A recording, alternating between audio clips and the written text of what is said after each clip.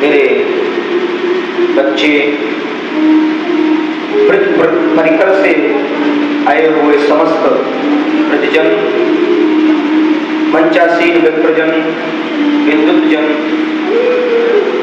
उपस्थित समस्त श्रोता समुदाय, आप सबको व्यासपीठ से मेरा सादर प्रणाम। जय श्री कृष्ण, जय श्री राधे। दूर दराज में सुनने वाले जो भी हमारे भक्त वृंद हैं, जो श्रवण कर रहे हैं, आप सबको मेरा राधे राधे, जय श्री कृष्ण। परम पावन पवित्र इस भूमि को नमन किया है। आज षष्ठम दिवसीय सत्र मध्याह्नकालीन वेला मेरे राधा माधव की असीम अनुकंपा है। कृष्ण तथा मंदाकिनी का अविरल अविचल प्रभाव चल रहा है। हम सब लोग अवगाहन कर रहे हैं। ये सब राधा माधव की ही कृपा है।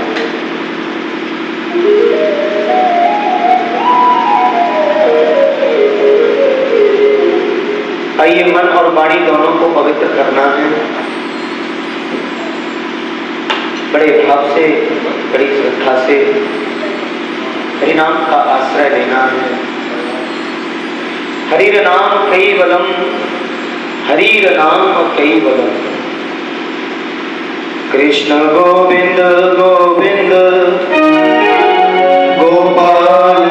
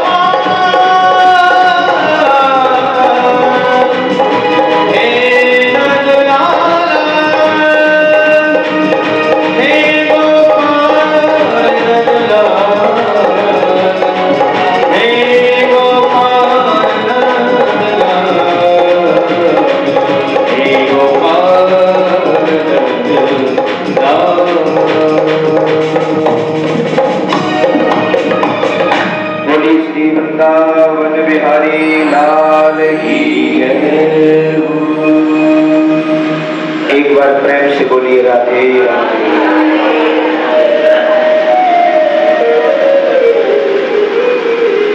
आइए भगवान की कथा पर चलते हैं।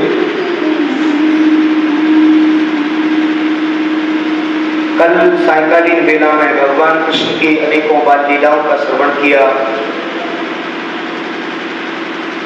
शुभदेव स्वामी कहते हैं, राजा परीक्षित,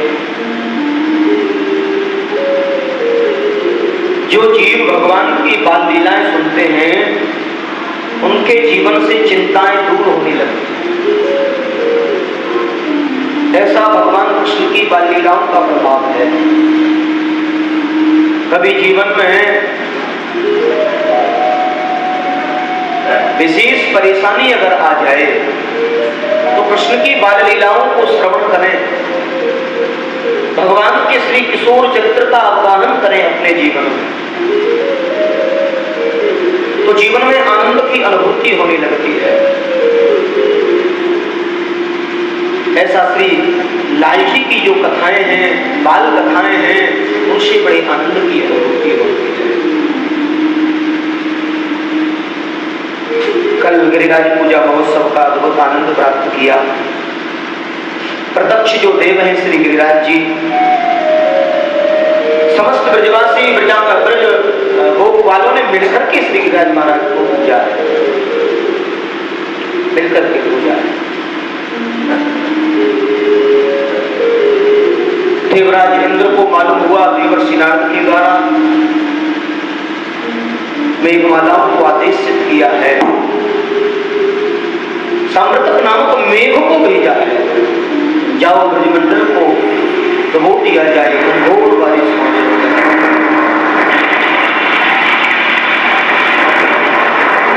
कहते हैं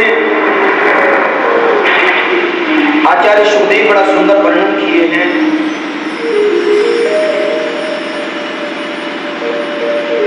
आज साम्प्रतक मेघ जो है घनघोर बारिश कर रहे हैं। गणम साम्प्रतकम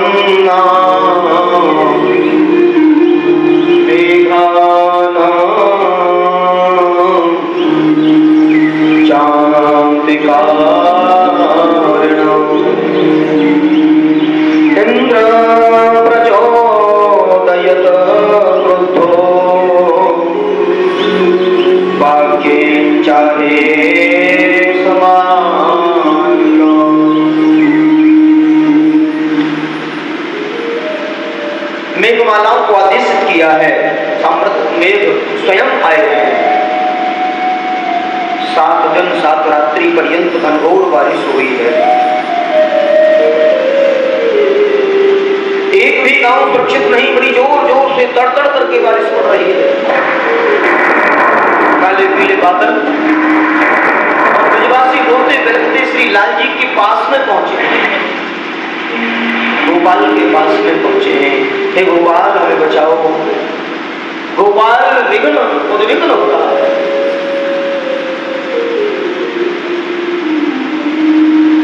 आज समस्त ब्रज की रक्षा की है, पूरे ब्रजमंडल को संरक्षण प्रदान किया है। गोविंद विचार करते हैं, देवराज ने कैसा खीर में नमक डाला है, कैसी खुशी का अवसर चल रहा था, कैसी अद्भुत प्रसन्नता चल रही थी, और देवराज ने इस खुशी में नमक डाल दिया। आज सबने गिरिराज जी की शरण को लिया है, और श्री लाल जी ने एक अन्नी उंगली पर गिरिराज को धारण किया है। नख पर धार लियो गिरिराज, नाम गिरधारी पायो है। नख पे गिरवर लीनो धारी कन्हैया मेरो, नख पे गिरवर लीनो धारी कन्हैया मेरो मारो, अरे कन्हैया मेरो मारो, ओ कन्हैया मेरो मारो, कन्हैया मेरो मारो, कन्हैया मेरो मारो। नख पे गिरवर लीनो धारी कन्हैया मेरो मारो,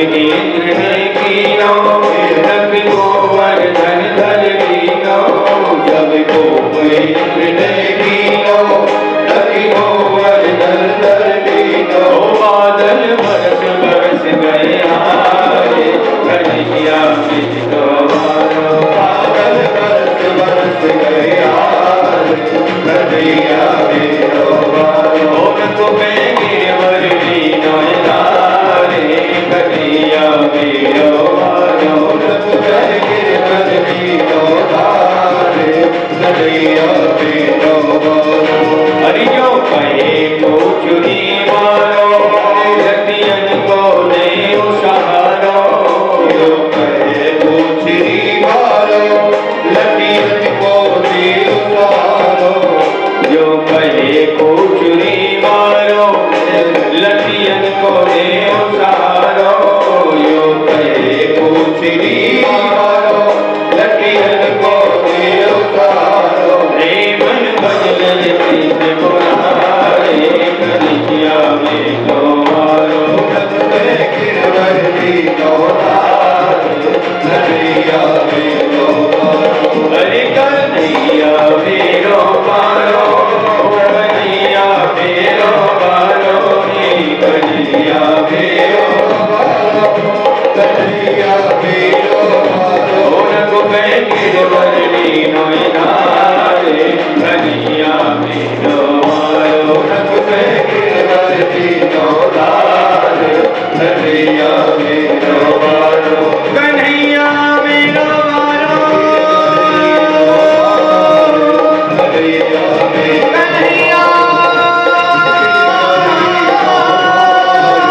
मिलो कन्हैया कन्हैया कन्हैया मिलो मारो नजला मिलो मारो कन्हैया मिलो मारो कन्हैया मिलो कन्हैया मिलो मारो श्री गोवर्धननाथ की गिरधारी भगवान की जय। आज श्री ठाकुर जी से गिरधारी नाम दिया है क्योंकि गिरिराज को धारण कर लिया है। एक बार प्रेम से बोलिए राधे। आज 7 दिन और 7 रात्रि पर्यंत श्री गिरिराज जी को धारण किए रहे हैं और 7 दिन से कुछ भी नहीं खाया पिया है, कुछ भी न जल पिया न भोजन किया। जो दिन में कई कई बार प्रसादी पाते थे, कई कई बार दूध पीते थे, आज उन्होंने कुछ भी खाया पिया नहीं। केवल ब्रजवासियों से एक ही बात कही है, आप केवल एक ही स्मरण कीजिए, गिरिराज धरन हम तेरी शरण गिरिराज धरन हम तेरी शरण गिरिराज धरन प्रभु तेरी शरण गिरिराज धरन हम तेरी शरण हम तेरी शरण प्रभु तेरी शरण हम तेरी शरण प्रभु तेरी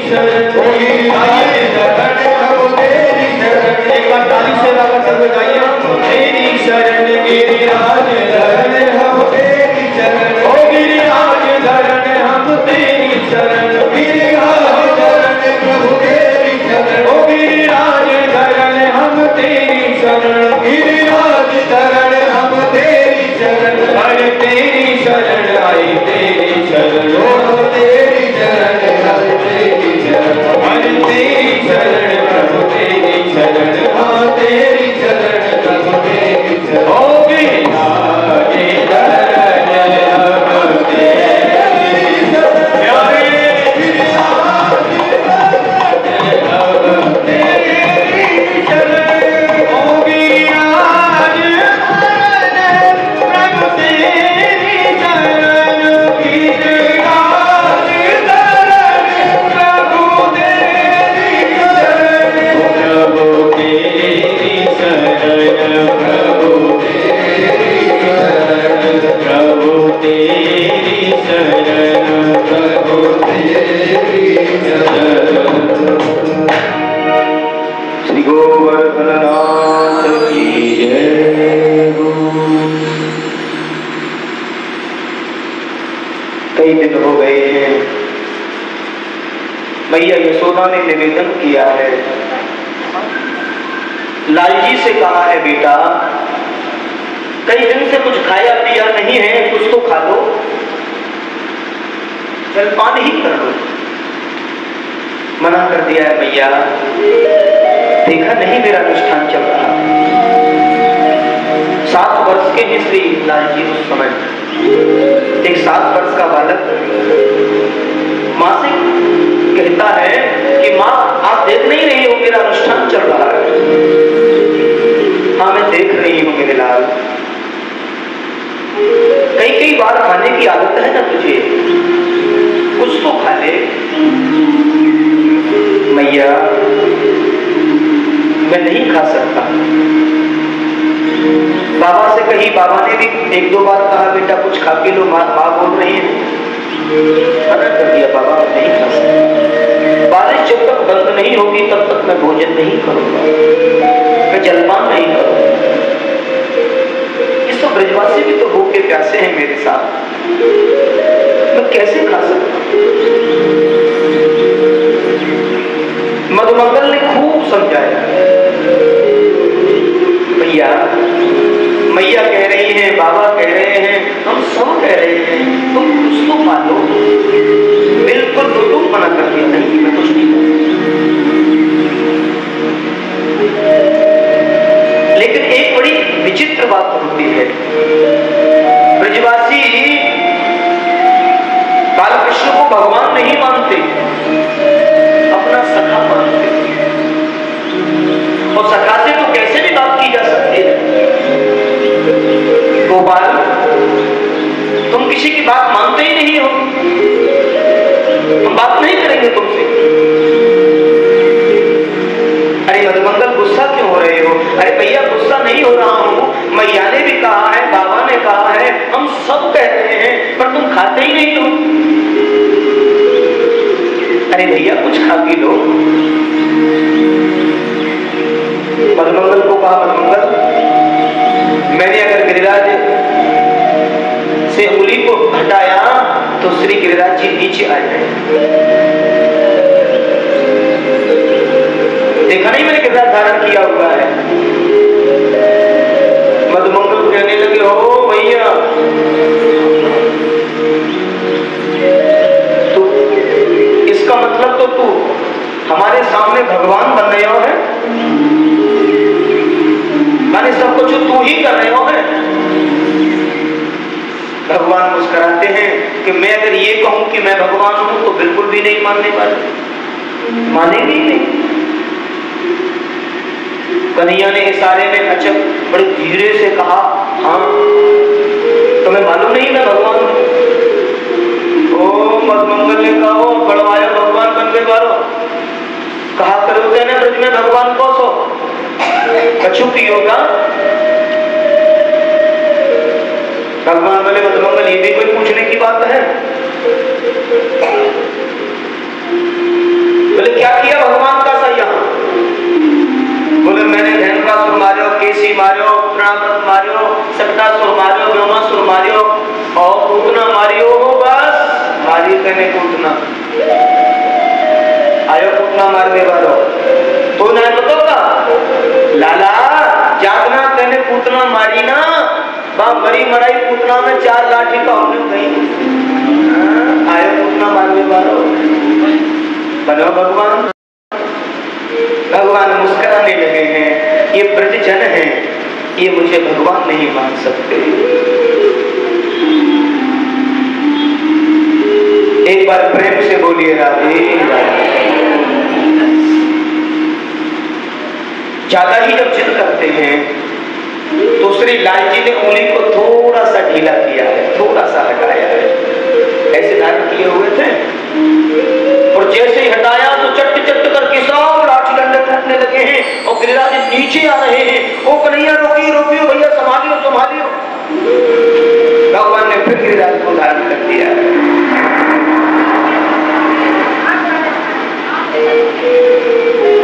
ब्रजवासी कहते हैं अब तक तो सब कुछ ठीक था, लेकिन एक बात हमारी समझ में नहीं आई कि हमारे इतने बड़े बड़े लाठी डंडा सब टूट गए और इसकी ये इकट्ठी उंगली ने गिरिराज धारण किया हुआ।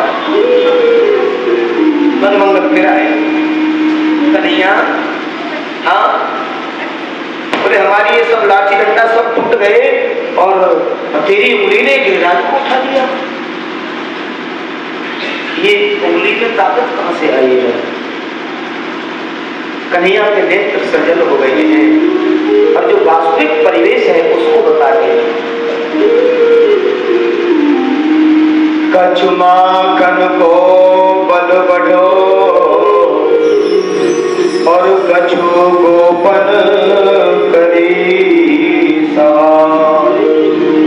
श्री राधे जो की कृपा से मैंने गिरवर लियो था। एक तो मैंने माखन दूध दही तो खाया, मैया यशोदा का जो मैंने स्तनपान किया, माँ यशोदा का मैंने दूध किया, उसकी ताकत आई मेरे अंदर। जो माँ बाल्यावस्था में अपने बच्चे को दुग्ध पान कराती है उसका बच्चा हमेशा बलिष्ठ रहता है।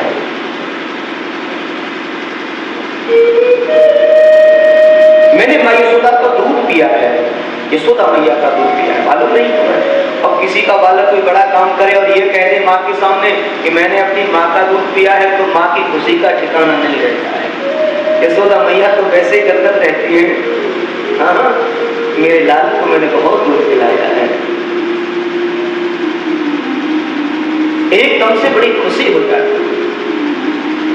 और कछु गोपन करी प्रतिजन ब्रजवासियों, मैंने आपसे कहा कि आप मेरी ओर टकटकी लगा करके देखो, आपके अंदर जो शक्ति थी वो मेरे अंदर समाहित हो गई। श्री राधे की कृपा सो मैंने गिरवर लियो। किशोरी जी की कृपा से मैंने श्री गिरिराज को उठा लिया, श्री गिरिराज को धारण कर लिया। लाडली जी की भी कृपा है मेरे, उनकी बढ़ती कृपा है। किशोरी जी की बड़ी कृपा है।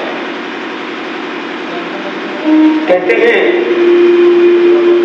मधुमंगल बोलो कन्हैया एक बात हमारी समझ में आ चुकी है। बोलो क्या? ऐसे अरे हम अब समझ में आई है हमारी में। भगवान बोले क्या समझ में आई है? बोले हम तभी तो कह रहे कि आजकल हमारी ताकत कहां चली गई। सोई तो कह रहे हम कि हमारी ताकत कहां चली गई। ओ कन्हैया अब तक तो तुम चीर चुराते थे, माखन चुराते थे, अब तो तुम ताकतों चुराने लग गए होता। हमारी ताकत को चुरा दिया। भगवान मुस्कुराते हैं, वारे ब्रजवासियों मैं कैसे समझाऊंगा आपको। भैया ऐसी कोई बात नहीं है और ऐसे आनंद की बातें होती रही हैं।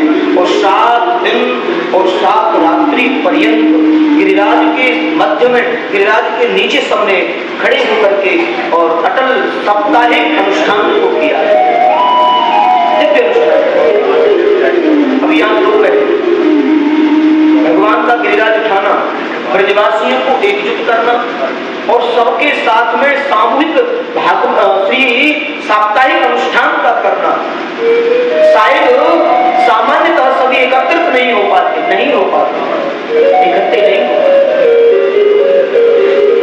इस बहाने सब इकट्ठे हुए हैं और सबने मिलकर के श्री गिरिराज की शरण को गाया है, अनुष्ठान किया। इंद्र के कोप से ब्रजवासियों को भगवान का सानिध्य मिला है, पवित्र भाव से मिला है और साप्ताहिक अनुष्ठान के माध्यम से मिला है। 24 आवर्स रात दिन उन्हीं के श्री चरणों में रहे। ऐसा शुभ अवसर, ऐसी महती कृपा कब हो पाती? शायद नहीं मिल पाती अगर देवराज कोप नहीं करते।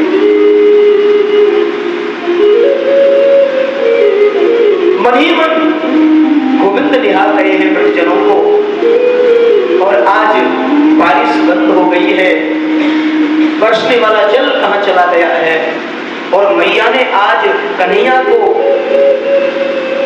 हृदय से लगाया है, नजर उतारी है लाला को, लाल जी की नजर उतारी है। मेरे लाल को कहीं नजर न लग जाए, इतना बड़ा काम जो किया है। बिठाया है बेटा, यमुना जल आचमन कर लो मेरे लाल, और कुछ खाना पीना कर लो। आज मैया ने और ब्रजवासियों ने मिलकर के बड़ा दिव्य भोग बनाया है। भगवान को जो आदत थी वो 8 वक्त खाने की हुआ करती थी। अष्टपहर भगवान पाते थे, कभी दूध, कभी दही, कभी अभी से घूम के आए, कभी घर से आए, रसोई में खड़े थे। अष्टप्रहर खाने की आदत थी उनको। भैया कछु बनायो का? हाँ, कभी बनायो दलिया में रखो है, बेसन की रोटी माखन लगा के और मिश्री लगा के खा ले। आधी सीधी और आनंद में खा रहे हैं घूमते घूमते। भैया बड़ी अच्छी बनाई है। अच्छा ठीक है भैया, मैं खेल में जा रहा हूँ। और फिर आए थोड़ी देर बाद, भैया कुछ खावे के ताई है का? हाँ दादा। अष्टप्रहर खाते और 7 दिन नहीं खाया है। 7 दिन तक जो अष्टप्रहर खाने वाला बालक और 7 दिन तक नहीं खाता है, और माँ एक एक प्रहर गिन रही है, एक एक प्रहर गिन रही है। मालूम है ये 56 भोग हम क्यों बनाते हैं? श्री लाल को 56 क्यों लगाते हैं? शायद यही कारण रहा है कि लाल जी ने 56 पहर भोजन को ग्रहण नहीं किया था। इसीलिए मैया ने 7 दिन का इकट्ठा भोजन, मेरे लाल को मैं इकट्ठे ये भोग बनाऊंगी। और जो तेरे मन में, सीता जी के मन में भी बड़ा भाव था, अच्छी प्रसादी बनाऊंगी, अच्छे भाव से पवाऊंगी। कुछ माताओं को ना प्रसाद बना करके खिलाने का बड़ा शौक होता है। अच्छा सा प्रसाद बनाएं, अच्छा सा खिलाएं, हमारा आनंद इसी में है।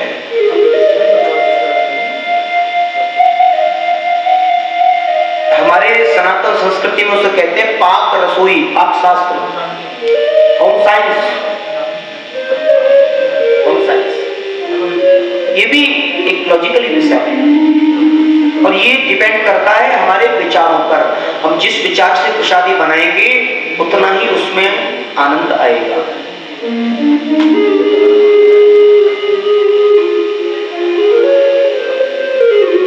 एक बार प्रेम से बोलिए राधे। और माता जी ने बढ़िया प्रसादी बनाई और अगस्त बाबा को निमंत्रण करवा दिया। और श्रीमान जी तो चले गए राज्यसभा में, और उधर अगस्त बाबा आए, भोग प्रारंभ हुआ। माता जी ने तरह तरह की छोटी छोटी कटोरियां बनाई थी और अगस्त जी के सामने परोस दी। और अगस्त जी देख रहे हैं, भैया इनका क्या करूं, इनको आंख में डालूं, मुंह में डालूं, इससे होना क्या है? ऐसे तो कुछ नहीं होने वाला। या तो उड़ेलने वाले हैं, खाने वाले थोड़े। उड़ेले लाओ माता जी तस्मई, लाओ माता जी प्रसादी।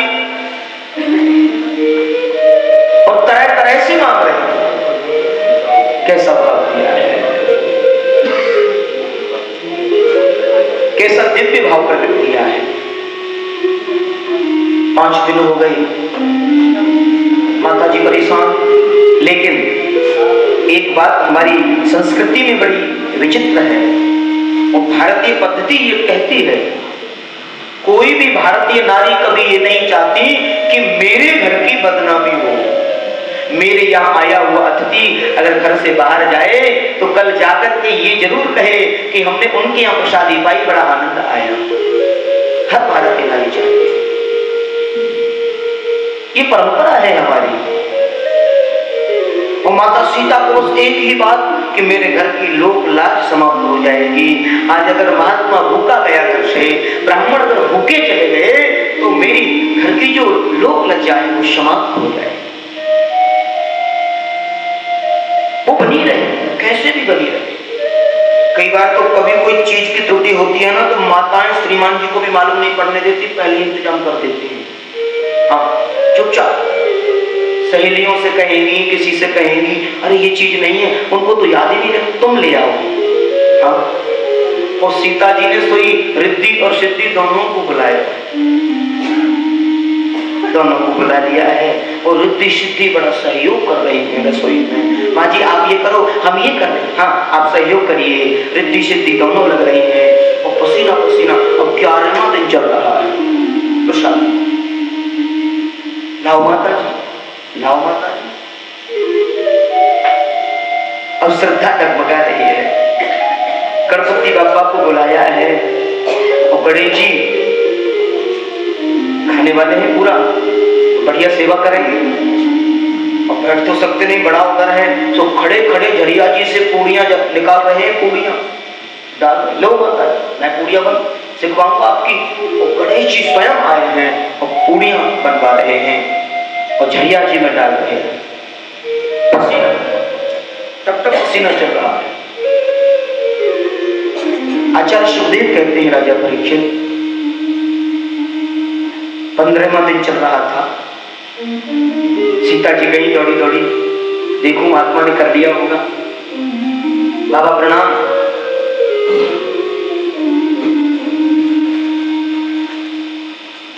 बाबा प्रणाम। महाराज जी बोले नहीं, इशारा किया। भोजन में बोला नहीं जाता, भजन और भोजन शांति का होता है। हाँ, अरे नहीं, वो महात्मा जी मैं ये कह रही थी कि आधा भोजन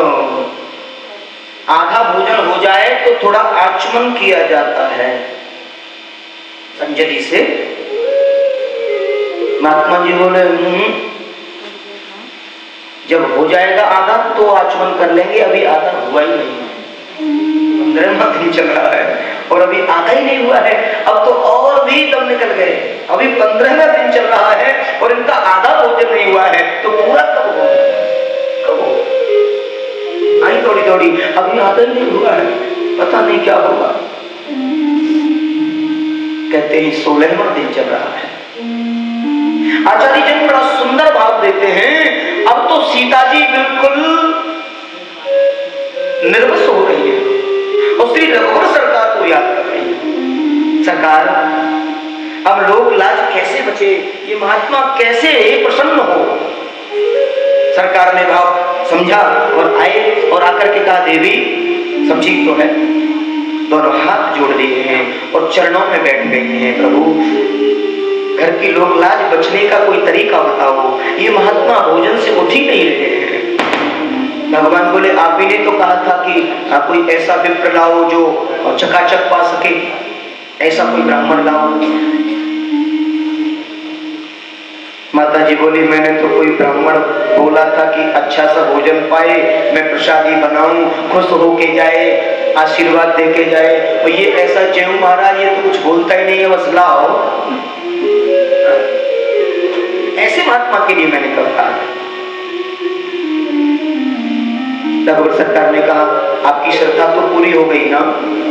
सीता जी बोली, श्रद्धा की तो टांग ही टूट गई, श्रद्धा कहाँ बची है?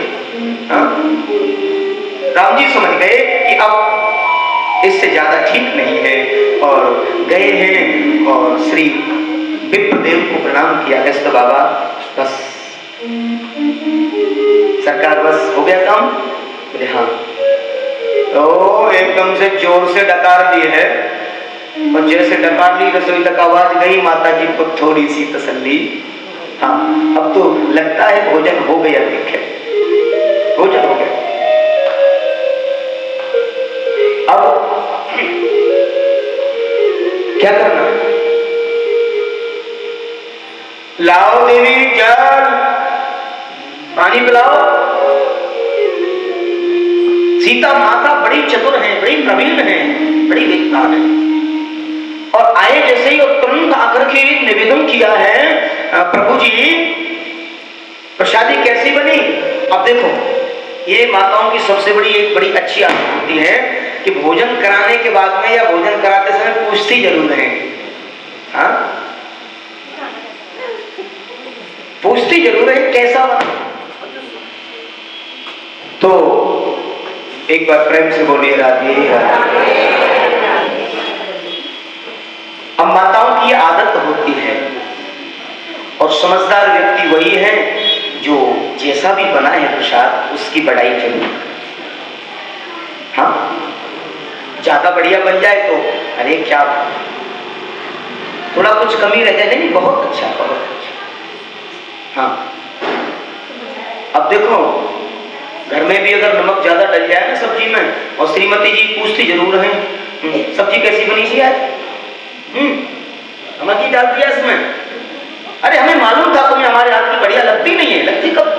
हाँ, हमें मालूम था। हमारे हाथ की कहाँ बढ़िया लगती है आपको? अरे भले आदमी ये कह देता नहीं नहीं बहुत बढ़िया बनाया है, थोड़ा नमक शायद भूल गई है, शायद कुछ गड़बड़ सी हुई है, लेकिन अच्छा है, बात बन जाती। ओहो, अगर ऐसा बोल देते तो हाँ हाँ सॉरी सॉरी, ये मेरे से गलती हो गई, आज ध्यान नहीं रहा मुझे, तो उस समय वो अनेकों उपाय कर देती, अनेकों उपचार कर देती। ये कंफर्म है। तो भोजन अगर बने, प्रसादी अगर बने, वैसे नियम तो ये है कि जो भी प्रसाद बन जाए उसे बड़े भाव से, बड़ी श्रद्धा से पाओ, प्रेम से, सौहार्द से पाओ। अब बन गया तो बन गया।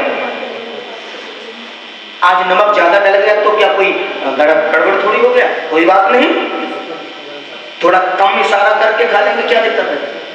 देखो भाई, हम तो ऐसा कर लेते हैं, कहीं अगर कुछ लगता है ना तो हमने तो कभी आज तक न घर न बाहर कभी ये कहा ही नहीं कि ये ठीक नहीं बना है। हाँ, बहुत अच्छा बना है, बहुत अच्छा बना है, क्योंकि प्रसाद की अवहेलना नहीं होनी चाहिए। श्री ठाकुर जी का भोग लग गया तो प्रसाद है, वो प्रसाद की अवहेलना कभी नहीं। हाँ, एक बार प्रेम से बोलिए राधे।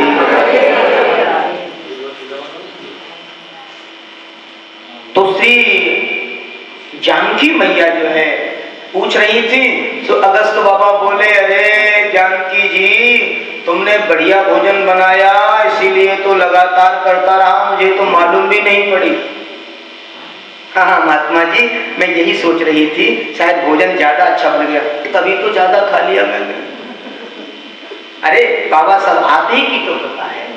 हाँ, माता जी प्रसन्न हो गई। अब तुम जल लाओ, जल लाओ। अब आज के जमाने की तरह व्यवस्था तो थी नहीं बटन वाली की, बटन दबाओ समर चालू और खूब कितना भी पी लो। अब पहले तो कुओं से जल आता था, सींच करके, खींच करके कुओं से खींचती थी, कुओं से जल खींचा जाता था। माता जी बोली मेरे बस की बात नहीं है, बिल्कुल भी। क्यों नहीं है? अपने मन में कि मैं कैसे इनको जल पिलाऊंगी। रघुवर सरकार से बोली ये क्या, लोटे दो लोटे, मटके दो मटके की बात हो तो चल जाए। अब जो आदमी 16-17 दिन प्रसादी पा रहा है वो मटके दो मटके वाला थोड़ी होगा, उड़े लेगा। राम जी बोले मैं मना नहीं कर सकता, मैं कर सकती हूँ, मना भी नहीं करूंगी और काम भी हो जाएगा। प्रवीणता, चतुर। महात्मा जी जी हमारे यहाँ एक दिन बाबा पतंजलि आए। बेटी भोजन के बाद में तुरंत जल नहीं पीना चाहिए, थोड़ा सा ब्रेक करना चाहिए,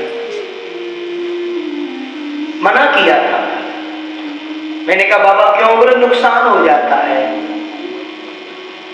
हाँ बात तो यही है, तुरंत बाद भोजन नहीं करना चाहिए, क्योंकि जो पाचन तंत्र है उस पर दुष्प्रभाव होता है। जो आग्नेय जो प्रभाव होता है तो डाउन हो जाता है, शांत हो जाता है। बाबा की बात समझ में आ गई। तो हमारे ब्रज में कहो करें, विशेष हमारे ब्रजजन के भोजन के पहले जल और भोजन के बाद में फल। बाबा अगर कहें तो कुछ फल लिया। हाँ। नहीं, अब कुछ नहीं चाहिए। और श्री रघुवर को इशारा कर रहे हैं, अब देखो बाघ को काट दिया, प्यास लग रही है, अब कहें कैसे? रघुवर सरकार से कहा, सरकार माता जी ने तो बिल्कुल बात हमारी सिरे से खारिज कर दी है और हम बोल भी नहीं सकते और हमें तो प्यास लगी।